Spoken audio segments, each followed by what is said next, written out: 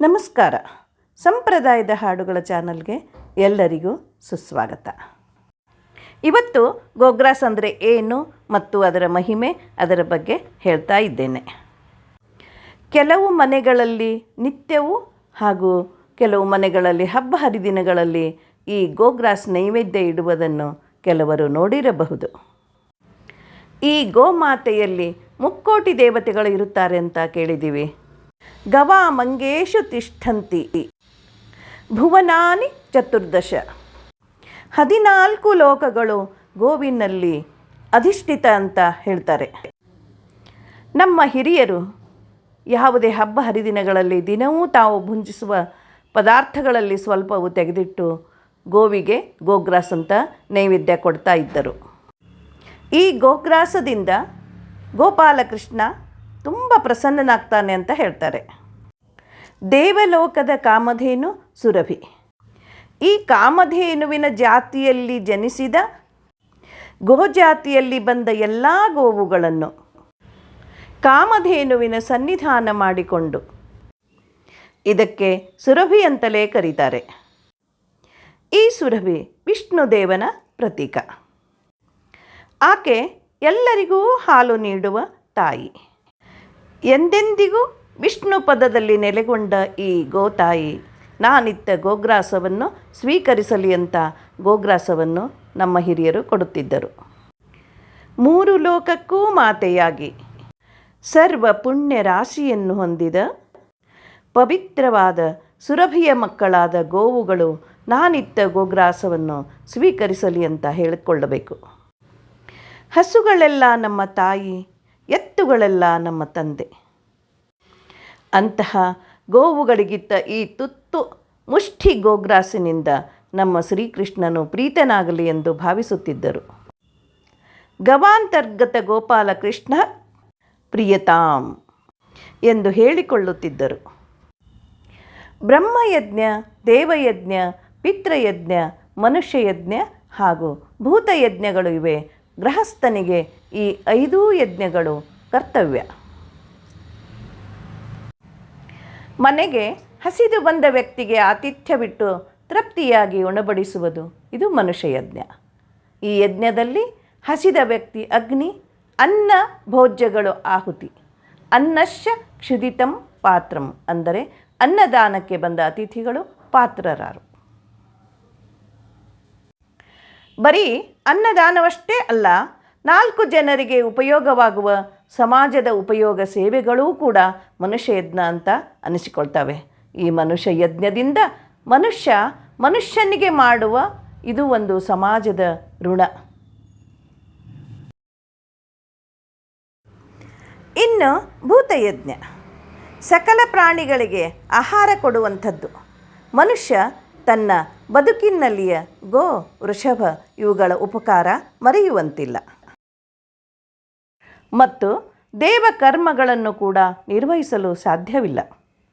ಮಗು ಹುಟ್ಟಿದ ಮೊದಲ 8-10 ತಿಂಗಳು ಅಥವಾ 1 ವರ್ಷ ತಾಯಿ ಹಾಲು ಕೊಟ್ಟು ಬೆಳೆಸಿದರೆ ಮುಂದೆ ಜೀವನ ಪರ್ಯಂತ ಈ ಗೋಮಾತೆ ಹಾಲು ಕೊಟ್ಟು ಬೆಳೆಸುತ್ತಾಳೆ. ಹಾಲು, ಮೊಸರು, ಬೆಣ್ಣೆ, ತುಪ್ಪ ಇದು ಎಲ್ಲವೂ ಮನುಷ್ಯನಿಗೆ ಬಹಳ ಉಪಯೋಗವಾಗುತ್ತದೆ ಹಾಗೂ ಅವಶ್ಯ ಕೂಡ. ಅದಕ್ಕೆ ಗೋಮಾತಾ ಅಂತ ಪೂಜಿಸ್ತಾರೆ. ಮಾತೃಸ್ಥಾನವನ್ನು ಕೊಟ್ಟಿದ್ದಾರೆ. ಹಾಗೆ ತಂದೆ ಮಕ್ಕಳನ್ನು ತಾನು ದುಡಿದು ಸಂಪಾದನೆ ಮಾಡಿ ಮಕ್ಕಳನ್ನು ಹೇಗೆ ಸಾಕ್ತಾನೆ ಅಲ್ವಾ, ಅದೇ ರೀತಿ ವೃಷಭ ಅಂದರೆ ಎತ್ತು ಕೂಡ ಪಿತೃಸ್ಥಾನವನ್ನು ಪಡೆದಿದೆ. ಎತ್ತು ತಾನು ಉತ್ತು ಬೆಳೆ ಬೆಳೆಸುತ್ತದೆ. ತನ್ನ ಗೊಬ್ಬರದಿಂದ ಬೆಳೆಗೆ ನೆರವಾಗುತ್ತದೆ. ಧಾನ್ಯ ಬಂದ ನಂತರ ಮನೆಗೆ ಸಾಗಿಸಲು ಹೊತ್ತು ತರಲು ನೆರವಾಗ್ತದೆ. ಅದಕ್ಕಾಗಿ ಇಂತಹ ಗೋವುಗಳ ಜಾತಿಗೆ ನಾವು ಸಾಧ್ಯವಾದಷ್ಟು ನಮ್ಮಿಂದ ಏನಾದರೂ ನಮ್ಮ ಕಡೆಯಿಂದ ಉಪಕಾರ ಮಾಡಬೇಕು. ನಾವು ಕೂಡ ಆ ಗೋವುಗಳ ಋಣದಿಂದ ಮುಕ್ತರಾಗಬೇಕಲ್ವ. ನೋಡಿ, 50-60 ವರ್ಷದ ಹಿಂದೆ ನಮಗೆ ಈಗಲೂ ಜ್ಞಾಪಕವಿದೆ. ಹಳ್ಳಿಗಳಲ್ಲಿ ಅಲ್ಲಲ್ಲಿಗೆ ಮನೆಗಳಲ್ಲಿ ಗೋವುಗಳನ್ನು ಸಾಕ್ತಾ ಇದ್ದರು. ಬಹಳಷ್ಟು ಮನೆಗಳಲ್ಲಿ ಗೋವುಗಳು ಇರ್ತಾ ಇದ್ದವು. ಹಬ್ಬ ಹರಿದಿನಗಳಲ್ಲಿ ದಿನವೂ ಕೂಡ ಎಲ್ಲರೂ ಗೋಗ್ರಾಸ್ ನೈವೇದ್ಯ ತೆಗೆದು ಗೋವುಗಳಿಗೆ ಕೊಡ್ತಾ ಇದ್ದರು. ಇದಲ್ಲದೆ ಪ್ರಾಣಿ ಪಕ್ಷಿ ಮತ್ತು ನದಿ ಕೆರೆ ಇರುವಂಥ ಊರುಗಳಲ್ಲಿ ಜಲಚರಗಳಿಗೂ ಕೂಡ ಆಗಲಿ ಅಂತ ನದಿ ನೈವೇದ್ಯ ಕೂಡ ತೆಗಿತಾ ಇದ್ದರು. ಅವರು ಹಿಂದಿನವರು ಬರೀ ಹೊಲ ಗದ್ದೆಗಳಲ್ಲಿ ಕೆಲಸ ಮಾಡಿ ಅದರಿಂದಲೇ ಬರುವ ಸಂಪಾದನೆಯಲ್ಲಿ ತಮಗೆ ಇದ್ದಷ್ಟರಲ್ಲಿಯೇ ಅವರು ಯಾರಾದರೂ ಅತಿಥಿಗಳು ಬಂದರೆ ಅವರಿಗೆ ಪ್ರೀತಿಯಿಂದ ಉಣಬಡಿಸುತ್ತಿದ್ದರು. ಅತಿಥಿ ದೇವೋಭವ ಅಂತ ಭಾವಿಸ್ತಾ ಇದ್ದರು. ಗೋವಿಗೆ ಗೊಗ್ರಾಸ್ ಕೊಡುವುದರ ಬಗ್ಗೆ ಹಾಗೂ ನದಿಗೆ ನೈವೇದ್ಯ ಹಾಕುವುದರ ಬಗ್ಗೆ ಯಾಕೆ ಅಂತ ಮಕ್ಕಳಿಗೆ ಕೂಡ ಎಲ್ಲರೂ ತಿಳಿ ಹೇಳುತ್ತಿದ್ದರು. ಪಟ್ಟಣದಲ್ಲಿ ಅಂತೂ ಸಾಧ್ಯ ಇಲ್ಲ. ಪಟ್ಟಣದಲ್ಲಿ ಮಾಡುವ ಮನಸ್ಸಿದ್ದರೂ ಕೂಡ ಮಾಡಲಿಕ್ಕೆ ಆಗಲಾರದಂಥ ಪರಿಸ್ಥಿತಿ. ಆದರೆ ನಾವು ನಮ್ಮ ನಿತ್ಯ ಜೀವನದಲ್ಲಿ ಗೋಮಾತೆ ಕೊಡುವಂಥ ಹಾಲು, ಮೊಸರು, ಬೆಣ್ಣೆ, ತುಪ್ಪ ಇವು ನಮ್ಮ ಜೀವ ಇರುವವರೆಗೂ ನಮಗೆ ಬೇಕೇ ಬೇಕು. ಅದಕ್ಕಾಗಿ ಗೋವುಗಳಿಗೆ ನಮ್ಮಿಂದ ಸಾಧ್ಯವಾದ ಹಾಗೆ ಸ್ವಲ್ಪ ಋಣವನ್ನು ತೀರಿಸಬೇಕು. ಮನುಷ್ಯ ತನ್ನ ಬದುಕಿನಲ್ಲಿ ಗೋ ವೃಷಭಾದಿ ಉಪಕಾರ ಮರೆಯುವಂತಿಲ್ಲ. ಉಳ್ಳವರು ಗೋಮಾಳವನ್ನು ರಕ್ಷಿಸುತ್ತಾರೆ, ಗೋಶಾಲೆಯನ್ನು ರಕ್ಷಿಸುತ್ತಾರೆ. ಹತ್ತಿರದಲ್ಲಿಯೇ ಗೋವುಗಳಿದ್ದರೆ ಗೋಗ್ರಾಸವನ್ನು ತೆಗೆದುಕೊಡುವವರು ಇದ್ದಾರೆ. ಅದು ಯಾವುದೂ ಇಲ್ಲವಾದರೆ ಪಟ್ಟಣದಲ್ಲಿ ಏನು ಮಾಡಬೇಕು? ನಾವು ದಿನವೂ ನಮ್ಮ ಕೈಯಿಂದಾದ 2 ರೂಪಾಯಿ, 5 ರೂಪಾಯಿ, 10 ರೂಪಾಯಿ ಅದು ಸಾಧ್ಯವಾದಷ್ಟು ತೆಗೆದಿಟ್ಟು ದೊಡ್ಡ ಮೊತ್ತವಾದಾಗ ಯಾವುದಾದರೂ ಗೋಶಾಲೆಗೆ ಹೋದಾಗ ಅದನ್ನು ಆಹಾರ ರೂಪವಾಗಿ ಅಲ್ಲಿಯೇ ಹುಲ್ಲನ್ನು ತೆಗೆದು ಅವುಗಳಿಗೆ ಹಾಕಿ ನಾವು ಅದರ ಉಪಕಾರವನ್ನು ತೀರಿಸಬೇಕು.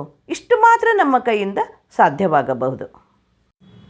ಪಟ್ಟಣದಲ್ಲಿರುವ ನಾವು ಹಸುವನ್ನು ಸಾಕಲು ಸಾಧ್ಯವಿಲ್ಲ, ಆದರೆ ಹಾಲು ಕುಡಿಯುವುದನ್ನು ಬಿಡಲಿಲ್ಲ. ಆದರೆ ಧರ್ಮದ ನಡೆಯಲ್ಲಿ ನಡೆಯಬೇಕು ಅಂತ ನಮಗೆ ಮನಸ್ಸಿದ್ದರೆ ಮಾರ್ಗವಿದ್ದೇ ಇರುತ್ತದೆ.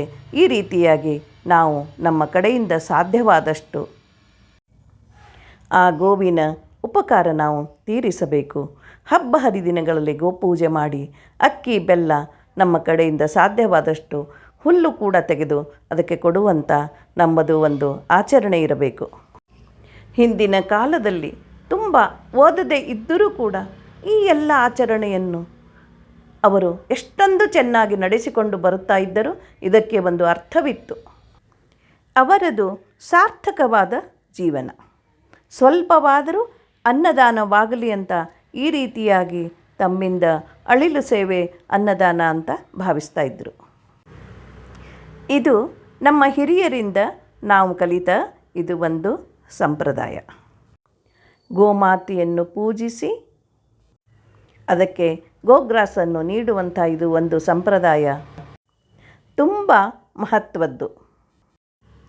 ನಮಗೆ ಹಾಲು ಕೊಟ್ಟು ರಕ್ಷಿಸುವ ಮತ್ತು ಹಾಲಿನಿಂದ ಉತ್ಪನ್ನವಾಗುವ ಮೊಸರು, ಬೆಣ್ಣೆ, ತುಪ್ಪ ಎಲ್ಲವನ್ನೂ ನಮಗೆ ನೀಡುವ ಆ ಗೋಮಾತಾ, ಆ ತಾಯಿಗೆ ಈ ಭೂಮಿಯಲ್ಲಿರುವ ಮನುಷ್ಯರಿಂದ ಕರ್ತವ್ಯ ರೂಪದಲ್ಲಿ ಅವಳಿಗೂ ಉಪಕಾರವಾಗಲಿ ಅಂತ ಆಶಿಸುತ್ತೇನೆ. ಸರ್ವಂ ಭಾರತೀರಮಣ ಮುಖ್ಯ ಪ್ರಾಣ ಅಂತರ್ಗತ ಶ್ರೀಕೃಷ್ಣಾರ್ಪಣಮಸ್ತು.